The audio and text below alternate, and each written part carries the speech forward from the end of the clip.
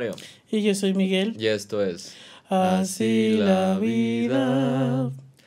Queremos continuar el episodio pasado con este asunto de Por tu propio bien, el libro de Alice Miller. Queremos profundizar en el caso del asesino serial Jürgen Barge. Queremos tener como una especie de... Chan, chan, chan. Producción. Este capítulo va a estar medio Ya escabroso. dijo que sí. Este capítulo va a estar medio escabroso. Sí. Así que si no les late como los detalles muy fuertes, no lo vean. Sí.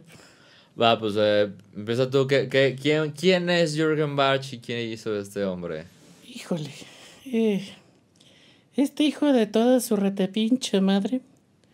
Un sujetito bastante particular, desviado, perverso, maligno, culero y aparte de todo, cínico.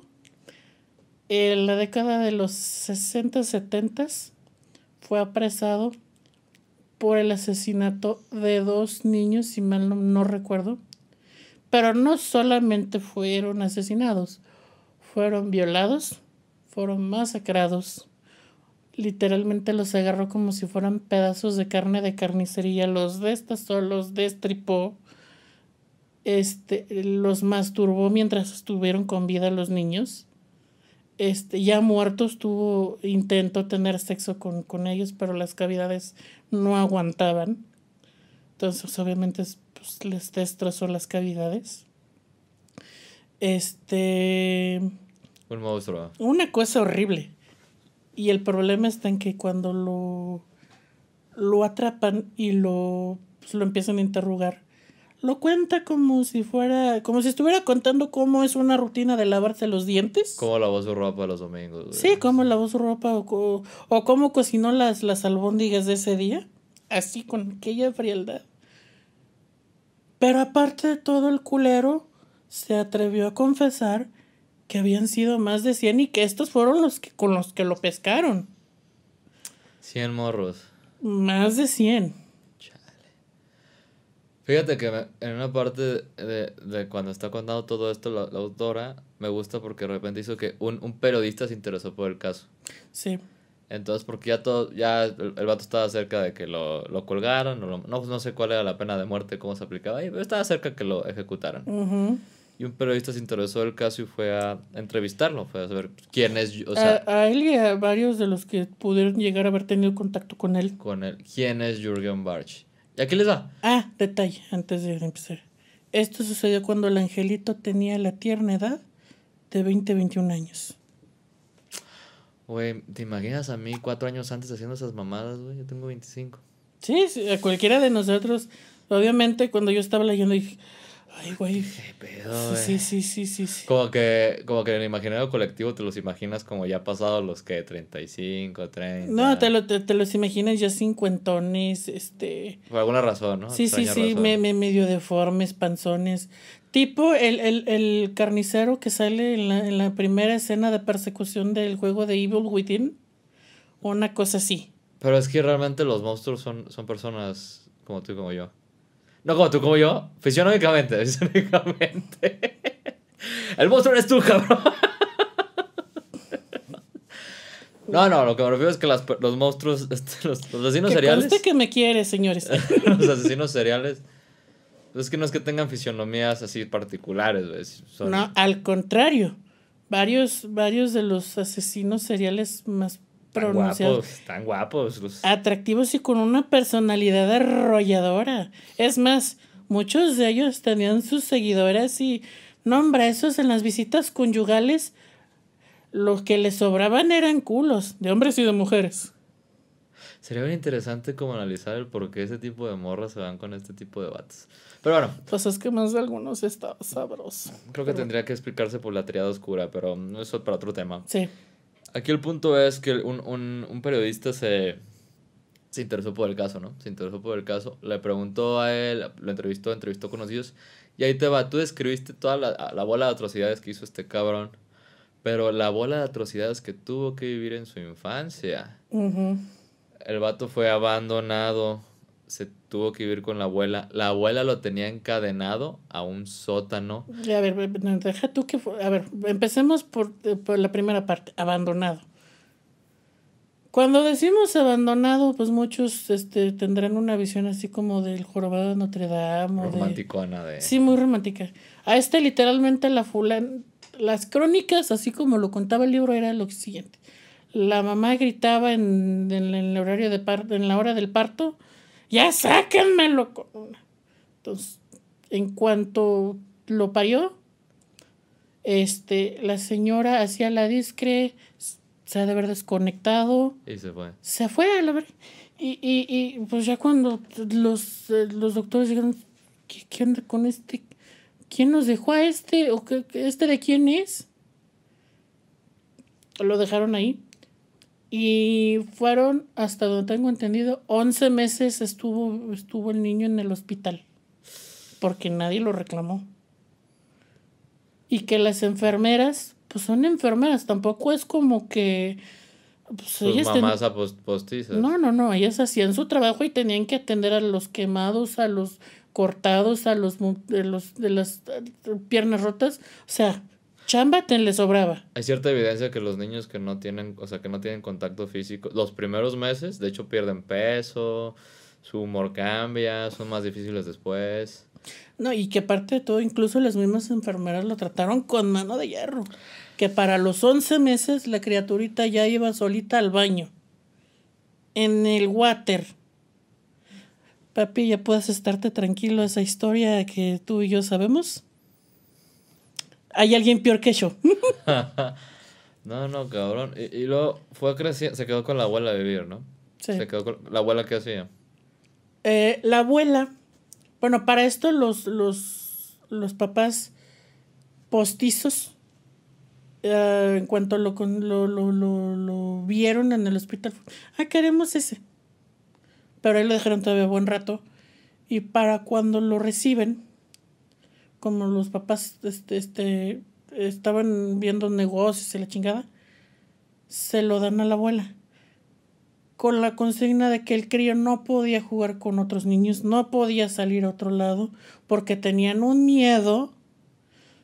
Volvemos a la cuestión de por tu propio bien, bendito sea Dios. Por tu propio bien, porque esto es para ti, porque es bueno para ti. No, y tenían miedo de que el niño se traumara.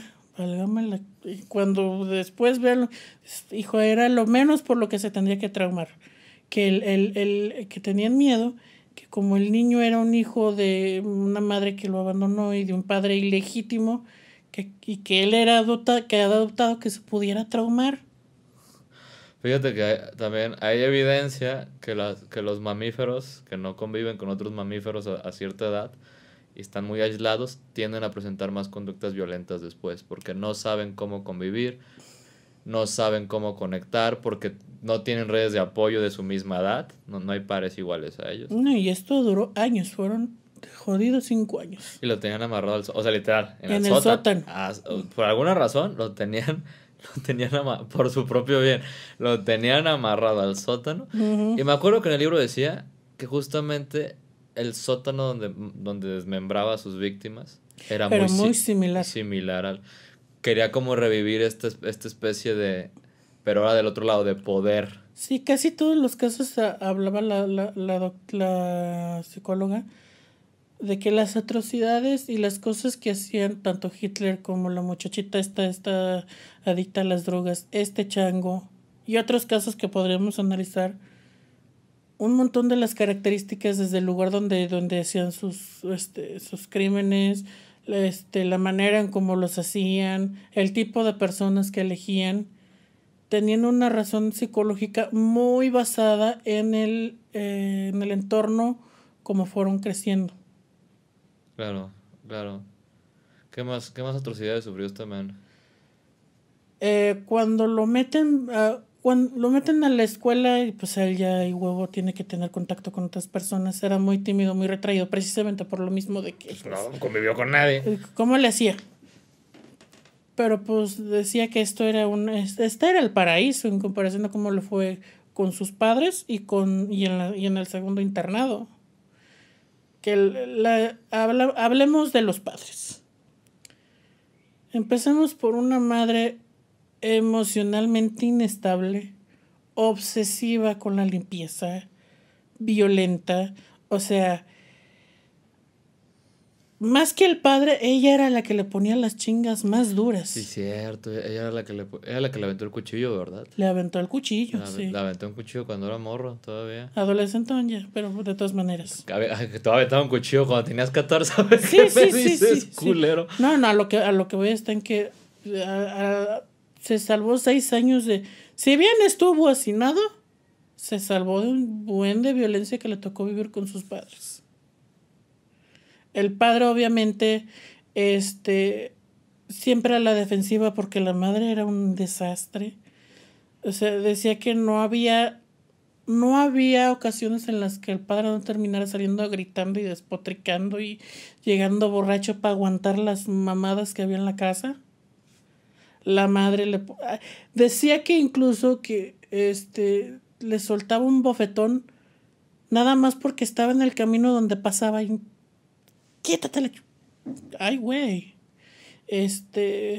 Unas tranquisas que le metió espantosas y que continuaron cuando el muchachito entró a un internado católico.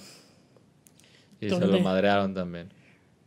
No, hombre, se lo madrearon, se lo cogieron, literalmente hubo abuso sexual. Lo violaron.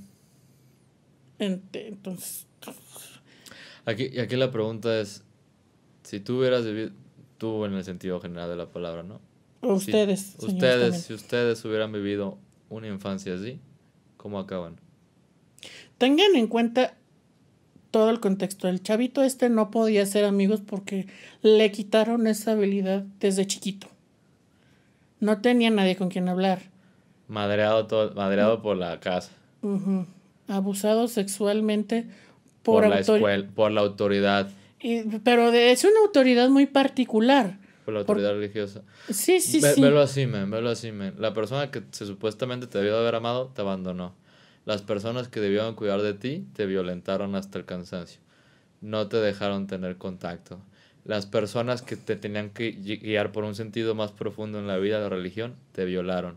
No, y al mismo tiempo te limitaron, porque... te violaron, cabrón. No, pero deja tú, o sea, decía, y que incluso él mismo lo decía, mire qué pinche casualidad. O sea, no nos permitían incluso tener amistad o camaradería entre nosotros, porque eso incitaba a la homosexualidad y eso es pecado. Y sin embargo, el padrecito sí te podía meter mano.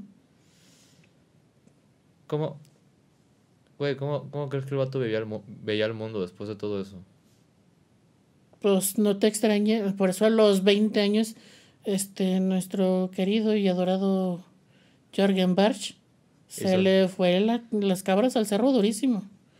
Le afectó en su capacidad emocional, le afectó en la forma en que él podría haber visto el sexo, le afectó en su percepción de su propia condición de género, le afectó en su propia manera vamos, ni siquiera tenía redes de apoyo, carambas. No tenía nada, No tenía nada. Chale, güey. Ahí, yo me acuerdo cuando leí el libro, ahí fue cuando dije, güey, empatizo con este vato. No lo justifico, pero es un monstruo. Sí. Lo que hizo fue una monstruosidad, pero cuando le das una cara humana al monstruo, de repente hay una disonancia cognitiva muy, muy fuerte. Sí, y es precisamente los 3 casos en los que se explayó la autora en el libro, porque sí hubo otros tantos en los que dio ciertas características nada más para apoyar y afianzar los 3 fuertes. Hitler, Christian, que era una chavita que sufrió violencia y que terminó siendo adicta, y fulanito. Los 3, además de que habían sido criados con las patas, a base de golpes, a base de insultos, a base de ser minimizados, a base de ser en este caso abusados sexualmente, un montón de cosas. Obviamente la historia de vida los va llevando a estos puntos de no retorno. Recuerdo que hace cerca de unos 9, 10 meses me tocó ayudarle a tu entonces pareja a hacer un trabajo y me prestaste un libro que decía, que hablaba sobre mucho de esto de asesinos seriales y demás. Y que siempre se había tenido esta idea de que el mal se hace o se nace, todos, esta idea del mal, que si nosotros lo generamos, de que si los humanos somos inherentemente malvados, que si la desarrolla, todas estas ondas. Incluso hay estudios biológicos, no recuerdo cómo se llama el científico que identificó que casi todos estos personas, en el caso de asesinos seriales, tenían cierta actividad cerebral bastante más lenta o más inactiva. Pero la crítica bien podría ser que esa actividad se desarrolló por los aprendizajes, güey. Es que a eso voy. No es de que así nació el cerebro. No, yo sé, es que precisamente a eso voy. Eso lo descubrió. Sin embargo, el mismo autor de esta teoría se hizo él mismo la prueba y encontró una actividad cerebral similar. Y él mismo se preguntaba, ¿en qué momento todo se fue al carajo para estas personas y yo me pude dedicar a esto? Porque muchos de los que criticaban a Alice Miller, que era la autora de este libro, es que muchos, pues yo crecí con esta cultura y yo crecí bien. O sea, sí, pero no te tocó como estos. Son debates bien interesantes de hasta dónde, si somos libres, hasta dónde llega la libertad, si las condiciones del ambiente nos rigen totalmente, si realmente hay algo que yo pueda hacer para cambiar. Uh-huh. Yo, fíjate que yo le llegué a preguntar a la autora del otro libro, el de Mentes Asesinas. Sí. Que fue un congreso de neuropsicología. Y llegué a preguntarle de que, oiga, ¿qué show con la responsabilidad así? Y pues la verdad, me dio una buena respuesta, pero también un poco para no meterse en pedos y lavarse las manos. Fue como un asunto de, pues que la verdad, pues que todos tenemos la responsabilidad, que se haga justicia. Ese tipo de cosas simplemente es para entender más de dónde viene, cómo prevenirlas. Pero al final siempre uno tiene que la responsabilidad. Algunos psicólogos dirán que la libertad no existe, otros que sí. Yo realmente no sé. En estos puntos de mi vida me la reflexiono. Pero creo que el punto de todo esto es que los monstruos tienen una historia de por qué se hicieron monstruos. Efectivamente. Sí. Y que esto no los exime de sus actos, pero te ayuda a entender y te ayuda el por qué. Y te ayuda a ti como parte de la sociedad, porque esto es algo que también decía Alice Miller, que ella precisamente este afán de entender y de comprender, pues a lo mejor muchos juristas, muchos abogados, jueces, incluso la misma sociedad en general, que no tiene nada que ver con estas personas en ningún grado, podrían haberle dicho, es que los estás defendiendo y los estás intentando hacer que no se responsabilicen de sus actos y los estás no sé como disculpando tal vez. Ya. Como para que los dejaran libres y demás. Que también esa es otra cosa que ella comenta. Dice, ok, bueno, si no los exime de sus actos, pero también dentro de los mismos sistemas, y les recalco, este libro fue escrito en Alemania en 1980 y es otro 4 contexto. 4 o 5 décadas. Sí, y estamos hablando de otro contexto muy diferente al de nosotros, y en el de ella dice, pues, en el sistema carcelario de aquí no hay apoyo psicológico, no hay rehabilitación, no hay, o sea, cuando mucho los ponen a hacer dibujitos en un taller, pero pues sí, no, es complicado. Uh-huh.